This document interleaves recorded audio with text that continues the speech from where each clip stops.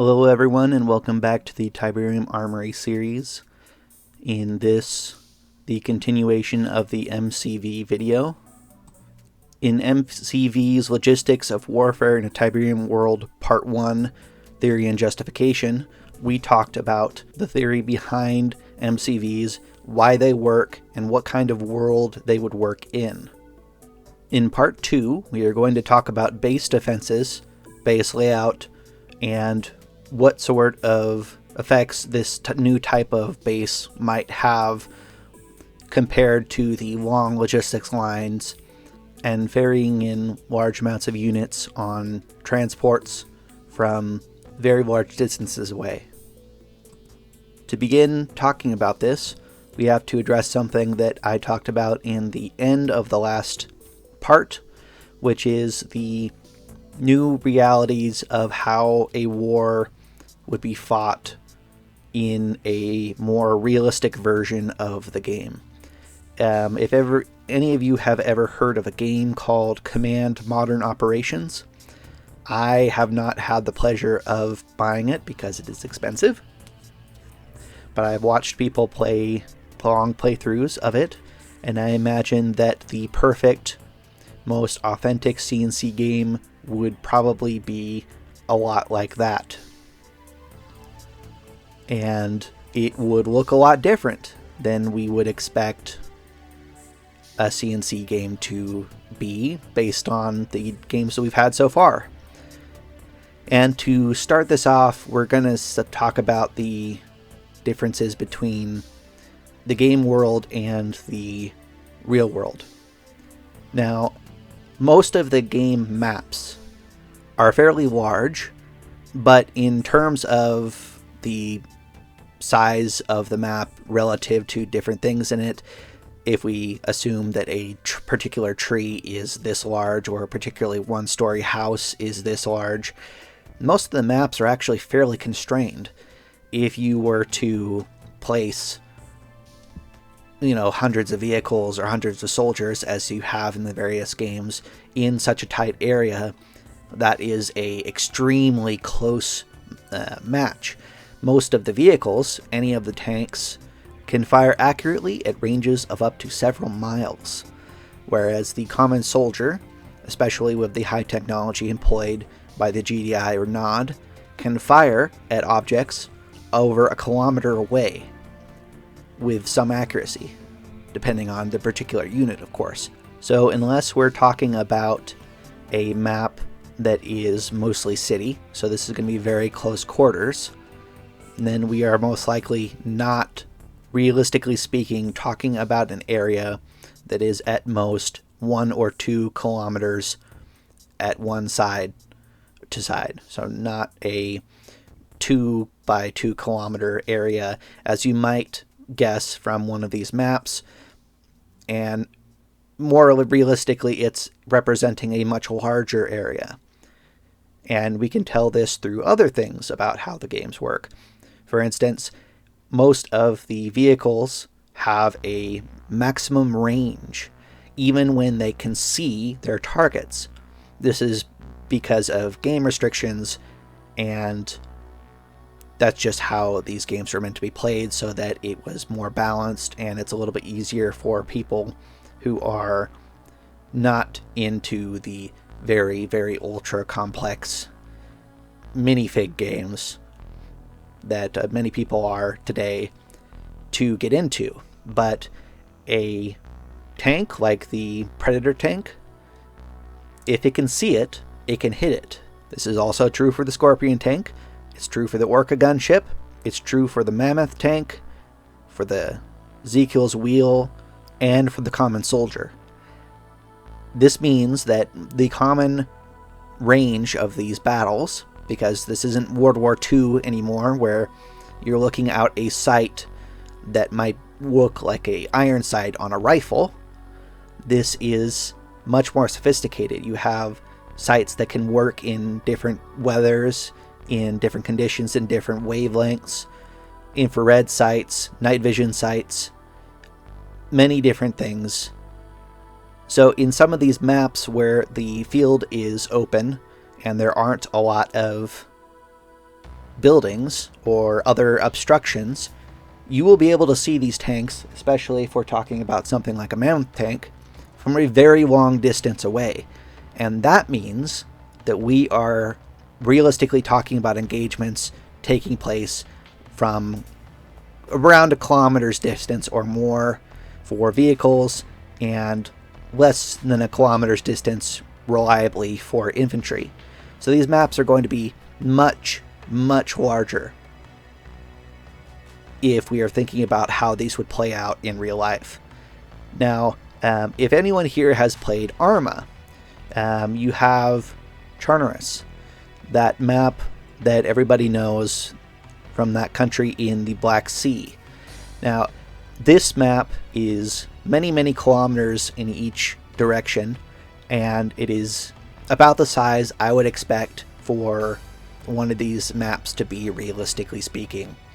I think it is 45 kilometers square, if I'm remembering that right. I'll have to look that up.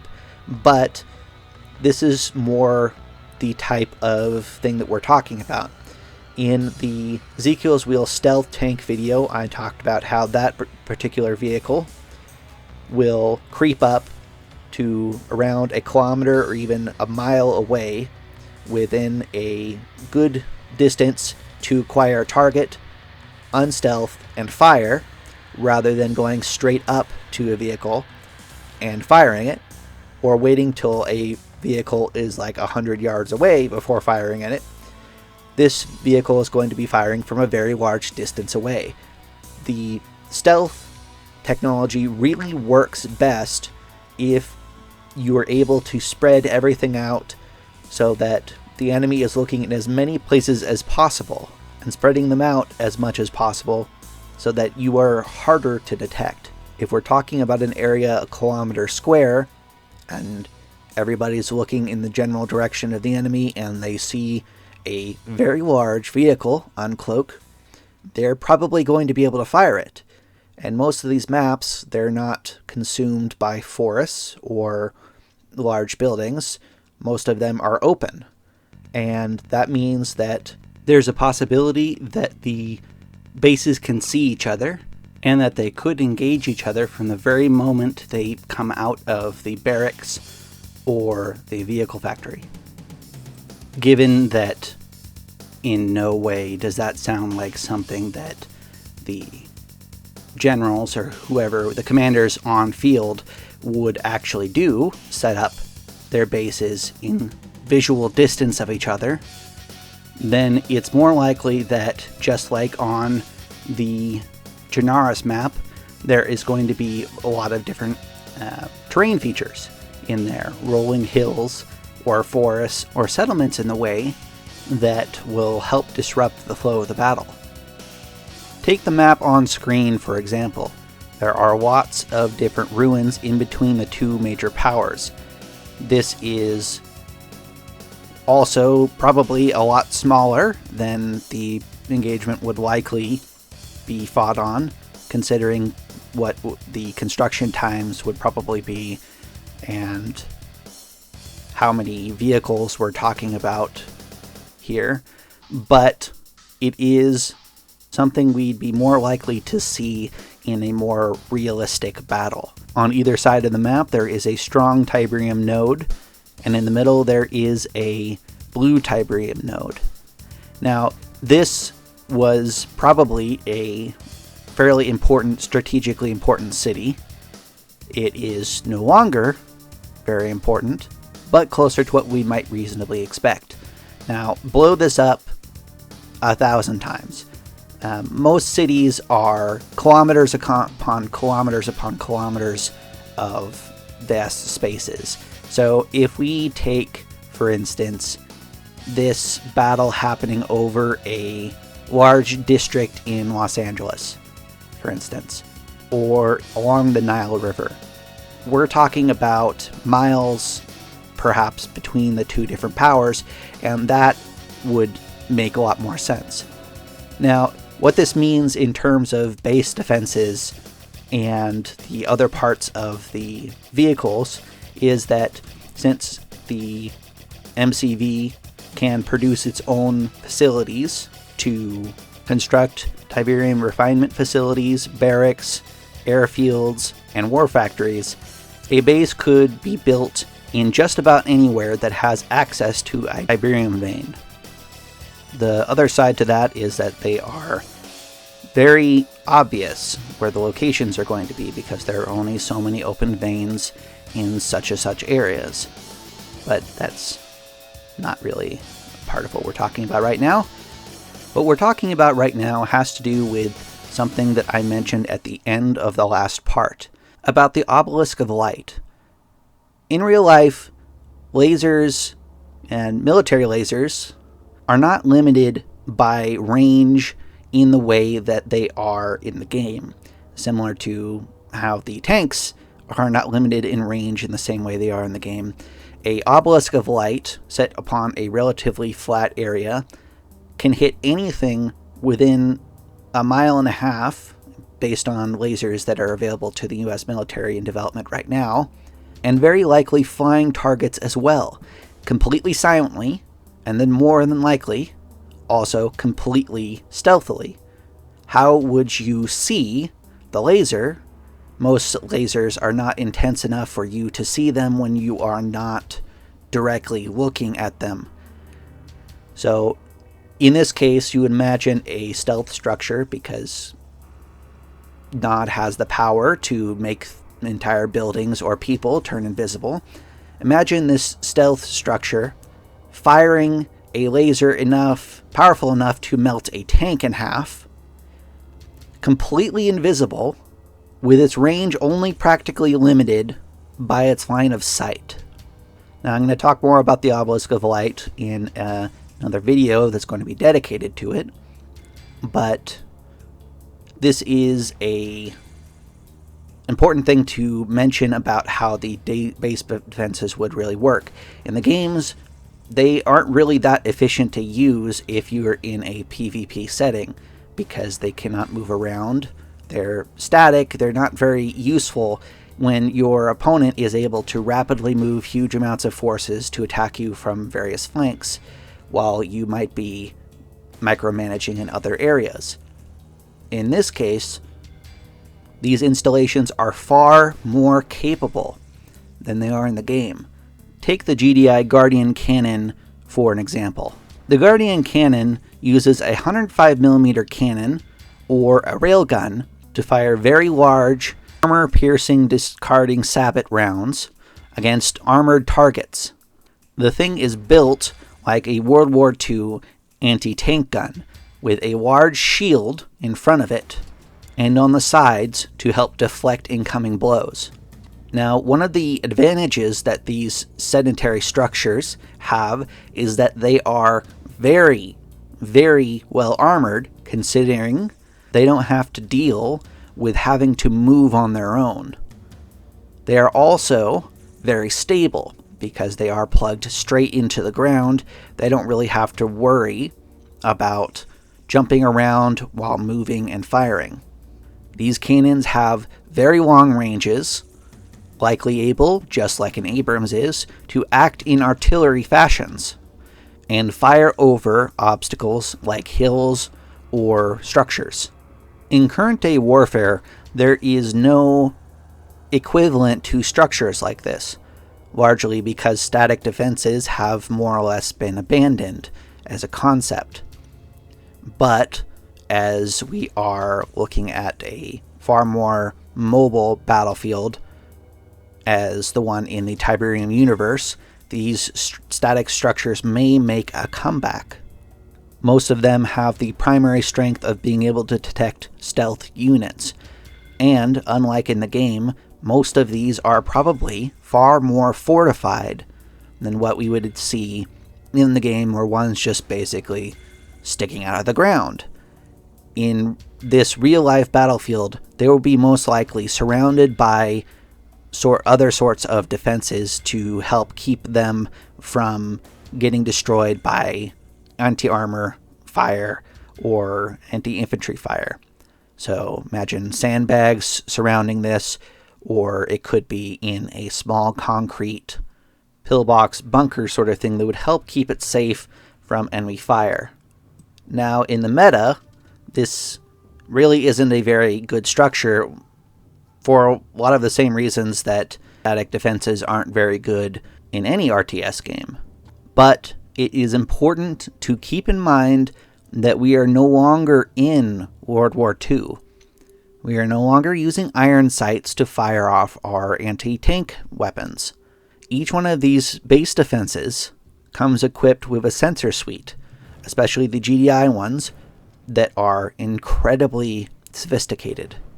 Also, as we observe each one of these bases, we are not seeing vehicles that travel back and forth to resupply them, which may indeed be how they are resupplied, but considering how each vehicle needs to be very close to the MCV, it is possible that the MCV itself is providing the necessary ammunition in some way. This could be through an underground feeding apparatus, or it could be through a delivery service with a large truck. But what this means is that they can keep up an almost constant rate of fire with a very high degree of accuracy over a very long range, detecting stealth units, and very well defended against attack. A properly constructed fortification, even in our time period, is very difficult to destroy, especially when it has a high rate of fire. This is evidenced by how often and how effective machine gun nests are and pillboxes. In real life, the front line is a long, stretching battlefield that relies on the interoperability of different troops and air support to respond to attacks and counterattacks along the line. If an enemy gets close enough that it can fire on your main production buildings, likely the war is already over. In this case, though, because the MCV is the heart of the local war effort, these sorts of sedentary base defenses are required and very capable. Unlike in a modern battlefield where a beachhead is made and then prepared long lines of vehicles and people are ferried in this case, the only thing that's going to be ferried into this base is going to be the people, the pilots, the professional soldiers, the engineers, those sorts of things, while everything else is going to be built on site, which sets a limit on how fast each thing can be produced. Let's say, and this is probably a very pie-in-the-sky ballpark thing, but let's say it takes 1 hour to produce a tank. You have 1 hour, you need to bring in by helicopter or by plane enough pilots and soldiers to use those facilities. This means when the enemy is relatively very close to you, you're naturally going to be forced to have to defend your only facility within potentially hundreds of miles to produce the things you need to continue to wage war. Which means you're going to need base defenses, you're going to need walls, whether that be the laser walls or that be the concrete walls, and you are going to need dedicated facilities that will help to defend you while you're able to bring out those precious few and difficult to construct units that you need to be going out and bringing the fight to the enemy. Since your force is not likely to be very large unless both bases are well established already before the battle starts, which is very unlikely considering how hostile each of these bases are to each other, each of these factions are to each other, I should say, unit conservation is going to be incredibly important. And therefore, static, well-defended positions are going to be the sort of thing that's going to be dominating the battlefield. And these sorts of positions might not take the form that they are in the game. For instance, you might have facilities like a Guardian cannon that's built into the side of a hill, for instance, or into the bones of a building, or hidden among large rocks or mesas or forests. SAM sites built into the ground, working off of sensor data being sent from a collection device at some point along the road, would be able to very easily take down aircraft in a forest, for instance. You clear out a little bit of the brush, make it just enough so that you can fire the missiles out, but not enough that's easy to see via plane. And this could be a very effective position. And this is the sort of thing that we might find being used very cleverly from both sides. So each of these defenses might not take the familiar form that we're used to. Base layout will most likely not take the form as we might see it in the video games, as the terrain may require different sorts of solutions towards how you might build the structure. For instance, the Nod War Factory builds into the ground, so when it's constructed, it sort of magically teleports out of all of the ground that it's using when it's going down and to space somewhere, and you don't have to really worry about where all that went. But in this case, there might be a layer of bedrock right under where they're working, or there might be this might be a marshy area, for instance, and this might cause some variation in construction time and in placement compared to how we might construct it in game. Also, we are taking into consideration when we see the game the sort of storage areas that we might need to build. For instance, do we have an ammo depot that's being built? Do we have large areas for when the war is not going, we have lots of parked tanks stored up? Or the living quarters for the people just not living in the barracks? How are we going to house all of these people? And the sort of superfluous buildings that we don't normally think about but are in those scripted bases that we see throughout the campaigns. One thing to take into consideration is that this base's very much largest weakness is artillery and long-range missiles. So it is up in the air how tightly packed together each of the buildings will be in this. Are we talking about 100 yards in between each building? Are we thinking about the way we might see it in cutscenes? Or would things be more tightly packed together, relying on anti-artillery or anti-missile defenses to take these things down in exchange for when those things hit, causing larger amounts of damage? And lastly, as much as I love to do it in the games, I absolutely love doing that in Red Alert 2. It is one of my favorite tactics. But as much as I'd love it, I don't think base creep is going to be a very effective tactic at all. It's not, realistically speaking, going to be a tactic that anyone would employ because these things take much longer to produce in real life than they would in a game. For instance, when you start a battle, you are coming in, the MCV is coming in with a large force of vehicles and soldiers that are there to protect the vehicle and to attack with as soon as the vehicle is unpacked. Now, from this point forward, there are probably going to be multiple days, if not even a month, to build some of the other buildings and get it working, get it all fully operational. And then several more days to start constructing the vehicles, and several more days before you are entirely ready to fight the battle. And since Nod bases are usually the ones in the defensive, because they are so well hidden most of the time, take the base from the beginning of Renegade, for instance, any battle that you fight will likely be an uphill battle and a race against time. Picking up your MCV and moving it very much closer to the enemy to siege it down, like was suggested in some of the comments. I love that tactic, but it doesn't seem like it would make a whole lot of sense to do unless, for instance, you had something like the battle base, where it unpacks into fully developed structures.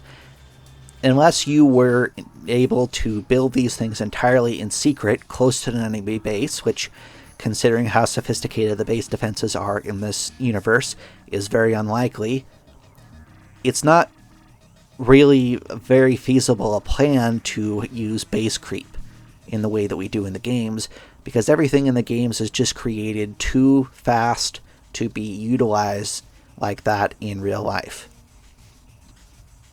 Now, ultimately, at the end here, though, we do have to look at the fact that each one of these bases has a critical flaw that it shares with the modern way of fighting. That is, it requires a bit of a, in this case, a much smaller baggage train in order to maintain its effectiveness. You need to get the people to the area, whether that means flying through SAM site infested zones against Nod to bring the pilots necessary to fly the vehicles, or to bring the soldiers necessary to fight. You're going to have to ensure that those people get to those places in order to be able to set up any sort of fight at all. So when you are going up against a well-entrenched base, it is very possible that if you are alone, you have no support coming from the outside, another MCV task force, for instance, or other reinforcements. If you have none of that, you're going to be very likely dependent on these reinforcements in order to keep your base and economy running. And choking that out is the primary strategy that the enemy will likely use to dispose of your forces, and the best way that you will probably have of destroying them, simply starving them out. Each one of these will likely devolve into a siege battle, for instance, where, unless you have quite a bit of reinforcements, you are forced to, rather than storming their base, deny the enemy resources that they need in order to be effective, and thus diminish their ability to fight until they surrender. It's an interesting idea. I want to see what people in the community think about this, because I imagine that many of these battles, unless we're talking about something like the Battle of Sarajevo, the invasion of GDI into the Sarajevo in the Command & Conquer 3, for instance, if we're talking about that, we're probably talking of a storming where we're having huge amounts of people and vehicles being brought in like we might see in a conventional war. It's very unlikely that any sort of fight that would go against a structure like that based off of a single MCV would ever have any chance of defeating that base. But in a more conventional battle where you fight another MCV that is just unpacked, it is more likely that this is going to be a logistical game. You have to deny the enemy resources long enough that they run out.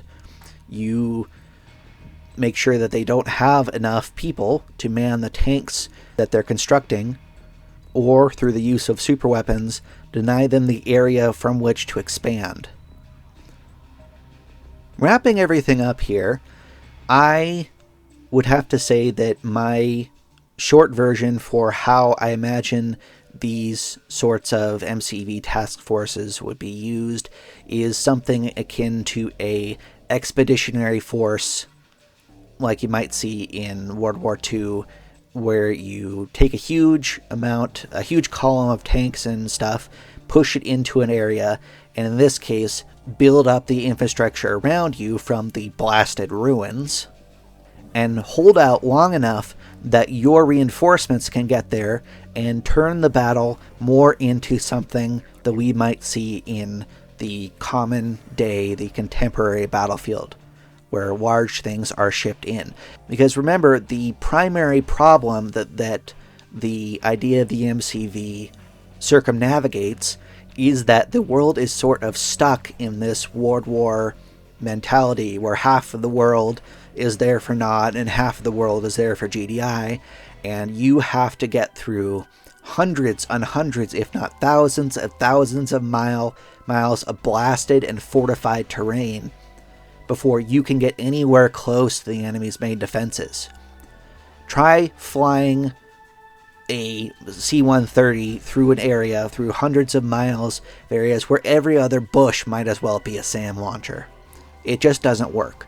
You need to bring the infrastructure along with you and then help expand that until you can bring in the large amounts of reinforcements that you need to turn it into a more conventional battle. Now, I think there's probably going to be a part 3, but that part 3 will more than likely be something more practical, I suppose, where we'll be talking about the different parts of this that would probably never work, or the way we might see this used in real life. I mean, the circumstances are probably not going to be very similar to how they came to be used in the Tiberium universe.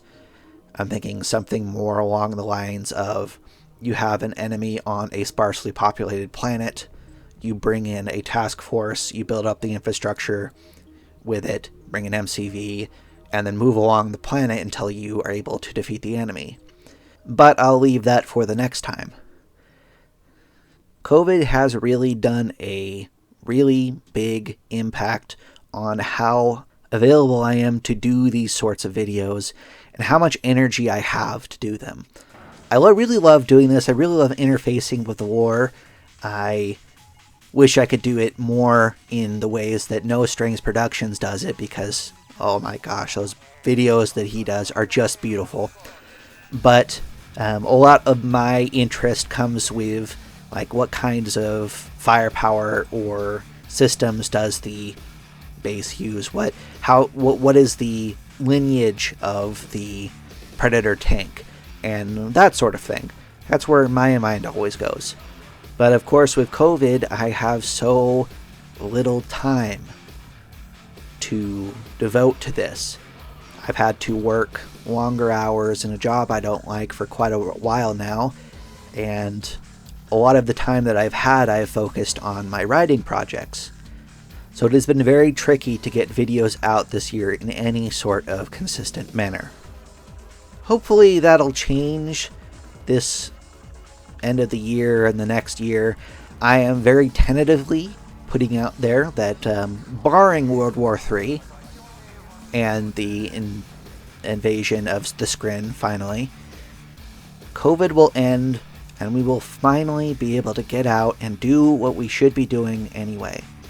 Be able to find a new job, I'll be able to work on things and not have to feel the soul-sucking feeling of being so isolated all the time. I'm sure there's many people in my audience that have felt the same way I have so far. I'm hoping to start recording more videos, and not just the RP videos, but more of these sorts of armory videos over the next several weeks to get, at least 4 more done this year, and then start up more consistently next year. But we'll have to see. It is going week by week for me.